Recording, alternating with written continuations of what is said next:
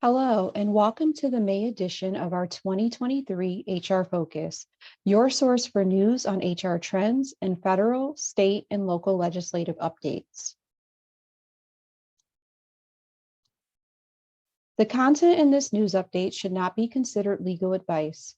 Before acting on these legislative updates, employers may need to seek the advice of an employment and labor attorney for additional guidance.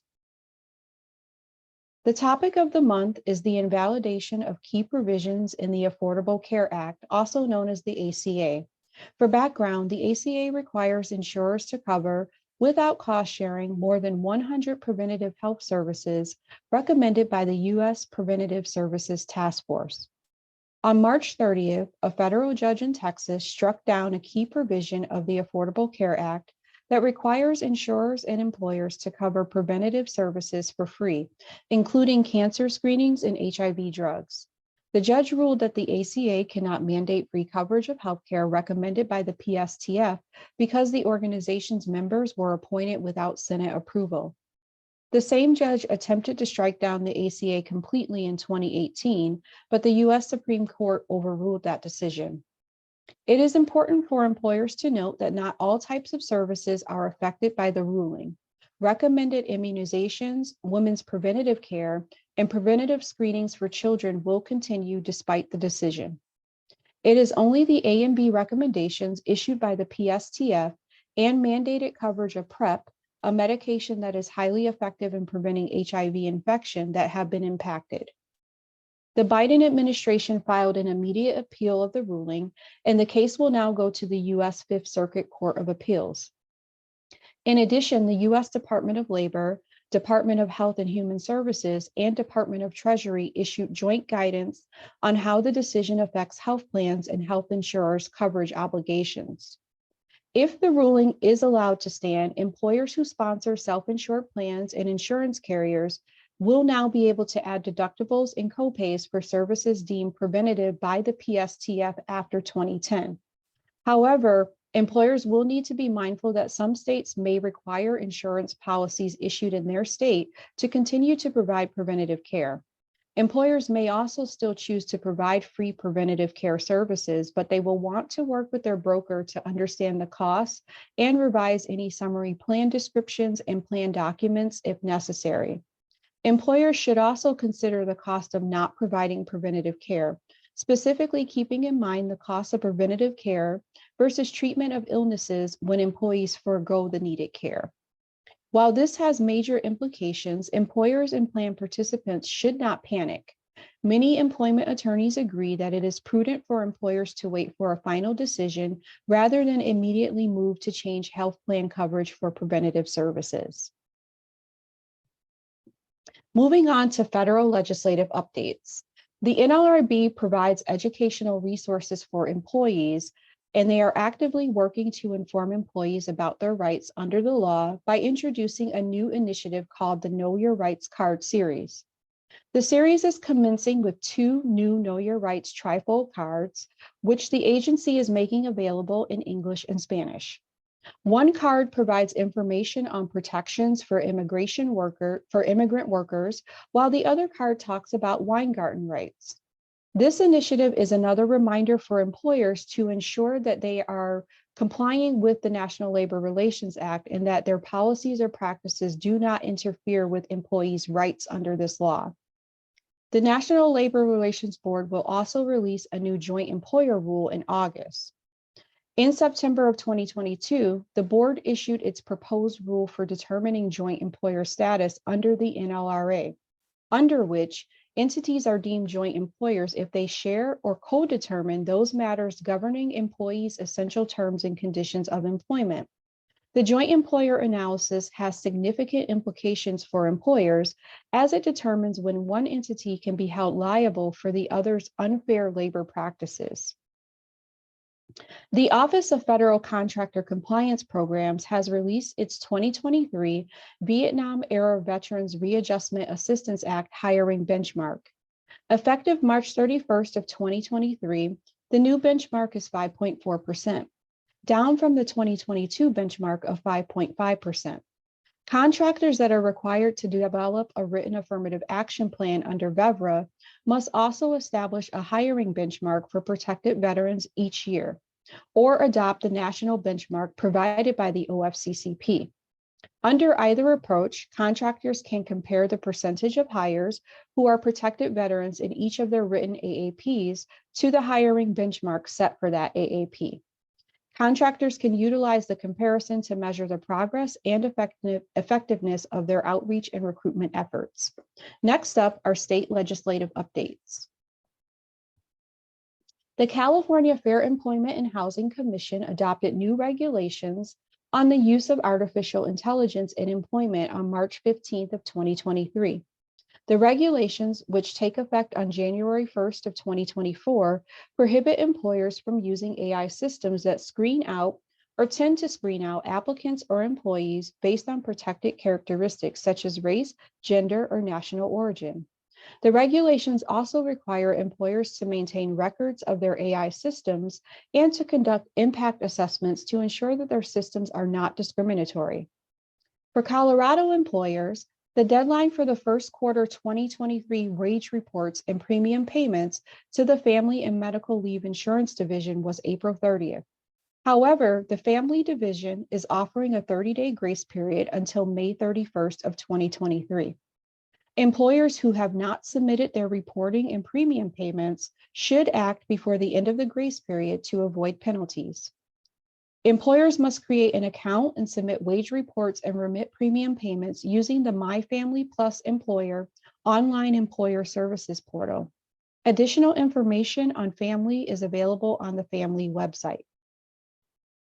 Employers covered by the Colorado Secure Savings Retirement Program are required to facilitate optional employee contributions through payroll deductions to individual retirement accounts run by the state. Covered employers are required to either offer employees a private IRA plan or register to provide eligible employees with access to the program. The program launches in waves based on employer size to all covered employers and eligible employees as of 2023. Employers with 50 or more employees were required to register by March 15th of 2023. Covered employers will receive notice from the state that they must register by the following deadlines. For employers with 15 to 49 employees, they must register by May 15th of 2023, and employers with 5 to 14 employees must complete their registration by June 30th of 2023. Connecticut may soon join other states and localities in requiring employers to disclose salary ranges in job postings under a bill recently introduced in the state legislature. If enacted, employers would be required to disclose the wage range for a position to a job applicant either at the applicant's request or before making an offer of compensation, whichever comes first, and provide the wage range for an employee's position upon hiring, upon a change in the employee's position, or at the employee's first request. The deadline for businesses to comply with Connecticut's mandatory retirement program has been extended to August 31st of 2023. In 2016, Connecticut enacted legislation that established the Connecticut Retirement Security Program, which is a state-run individual retirement arrangement program. This mandatory program officially launched in March of 2022.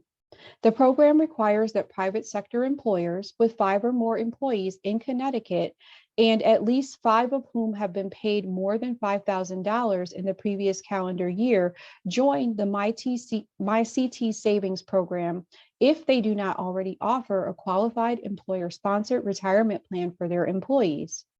Registration opened April 1st of 2022, and compliance with the program is phased in based on business size, starting with employers who have 100 or more employees. The deadline for compliance for those employers under the last phase, between 5 and 25 employees, has been extended until August 31st of 2023. DC's tip credit phase out has begun. And as a reminder, the minimum base wage for tipped employees in the District of Columbia increased to $6 per hour on May 1st and will increase again 2 months from now on July 1st of 2023 to $8 per hour. The credit will continue to phase out annually thereafter until 2027, when it reaches the regular minimum wage, at which point employers will no longer be able to take a tip credit. Effective July 1st of 2023, Florida allows individuals to carry a concealed weapon or concealed firearm without a permit or license unless the individual is otherwise prohibited from carrying a firearm under state or federal law. Carrying a concealed weapon or concealed firearm remains prohibited in certain specified locations, and employers may still create weapons policies to limit or prevent individuals from bringing concealed weapons to company premises. Under the law, employers are prohibited from conditioning employment on any agreement with an employee that prohibits them from keeping a legal firearm locked inside in a private motor vehicle or in a parking lot when it's kept for lawful purposes. However, employers may prohibit firearms in their workplace, and those that choose to do so should ensure that applicable policies are updated to reflect the prohibition and that this information is clearly communicated with employees. Kentucky has legalized medical marijuana, and the law takes effect on January 1st of 2025. And while the use of medical marijuana will be legal in Kentucky, employers will not be required to permit or accommodate medical use of marijuana in the workplace.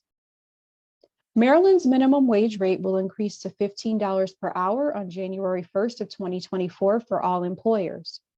In addition, Maryland has delayed implementation and has made changes to their paid family and medical leave program. In April of 2022, Maryland passed a paid family and medical leave program, also known as the Time to Care Act, in which contributions were to begin on October 1st of 2023, with paid leave benefits beginning on January 1st of 2025.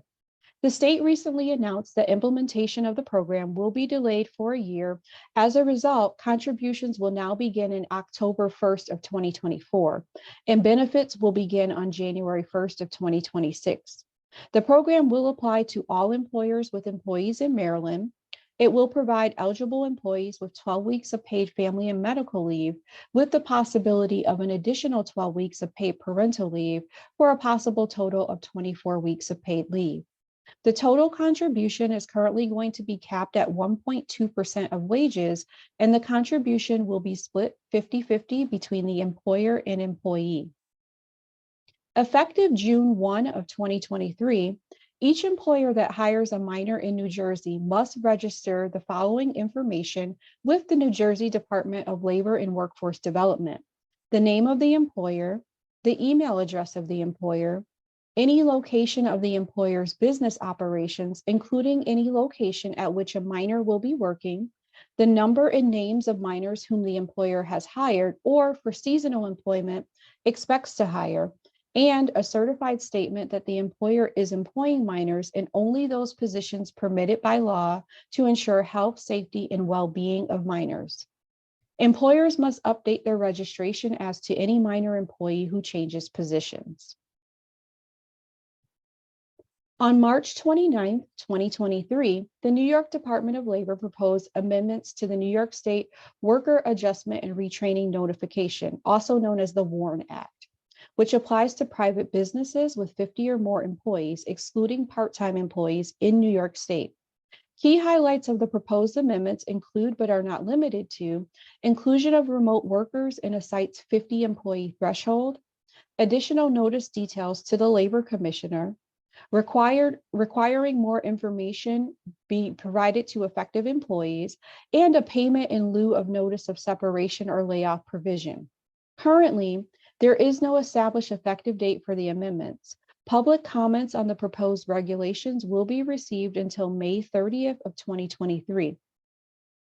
On April 11th, 2023, the New York State Department of Labor finalized changes to its sexual harassment model policy, which is a template employers can use to comply with the requirements that all employers in the state have a sexual harassment prevention policy. Employers that do not use the model policy must ensure that whatever policy they use meets or exceeds the state's minimum standards. The department has also released a new interactive training video along with online resources to help employers and employees understand and comply with the newly enhanced policy and mandatory training requirements. All this content and more is available on the state's sexual harassment prevention website. In addition, current HR Works virtual helpline and HR strategic services clients can reach out to either the virtual helpline or their HR consultant for an updated policy template. As a reminder, effective June 7th of 2023, New York's expanded lactation accommodations will take effect. Under the expanded provisions, employers must provide a location for nursing employees to express breast milk that is close to the work area, well lit and private.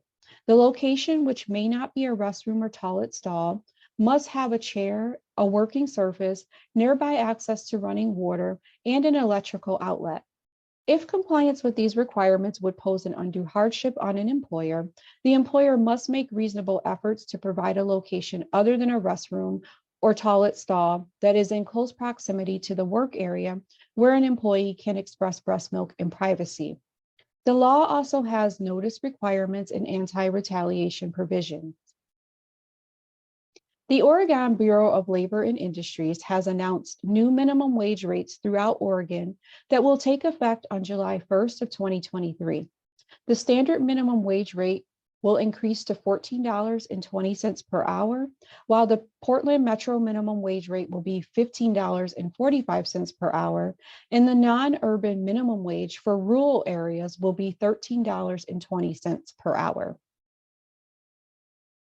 As of July 1st, 2023, Virginia employers are prohibited from using an employee's Social Security number or any derivative of a Social Security number as the employee's work identification number.